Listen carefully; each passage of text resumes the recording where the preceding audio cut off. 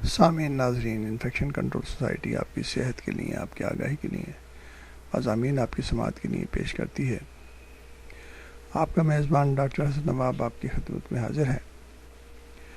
ذہنی امراض کے بارے میں یہ اندازے ہیں کہ ایک محتاط اندازے کے مطابق اس وقت دنیا بھر میں تقریباً 4 کروڑ سے زائد افراد ذہنی امراض میں مبتلا ہیں، لیکن پاکستان میں ذہنی مریضوں کی تعداد میں اضافہ جہاں صحت کے حوالے سے ایک گمبھیر صورتحال اختیار کرتا جا رہا ہے، وہیں ماہرین طب کے لیے بھی تشویش کا باعث بنا ہوا ہے۔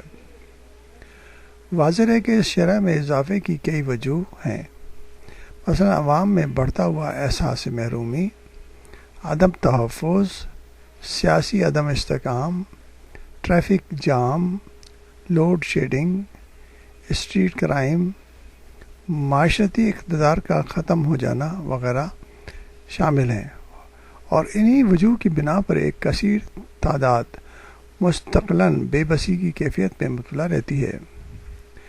نتیجتاً حالات کے مقابلہ کرنے کے بجائے انہیں جیسے ہیں ٹھیک ہیں کی بنیاد پر قبول کر لیا جاتا ہے، پھر اس کا اثر ان کے ذہنی کارکردگی پر بھی مرتب ہوتا ہے۔ بدقسمتی سے ہمارے ملک میں ذہنی امراض میں مبتلا مریضوں کے درست اعداد و شمار دستیاب نہ ہونے کی وجہ سے ان بیماریوں کی سنگینی اور ان کے معاشی اور معاشرتی بوجھ کا اندازہ لگانا انتہائی مشکل ہے۔ اس صورتحال میں اگر عالمی ادارہ صحت کے اعداد و شمار کو مد نظر رکھتے ہوئے بات کی جائے تو پاکستان کی 20 کروڑ کی آبادی میں تقریباً 2 کروڑ افراد ذہنی امراض میں مبتلا ہیں۔ ان میں سے 20 لاکھ افراد کی ذہنی بیماری شدید نوعیت کی ہے۔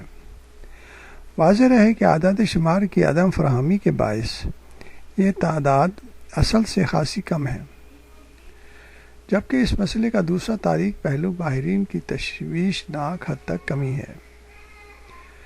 مینٹل ہیلتھ النس 2005 کے مطابق پاکستان کے مختلف اسپتالوں میں 40,000 مریضوں کے لیے صرف ایک بستر ذہنی مریض کے لیے مختص ہے۔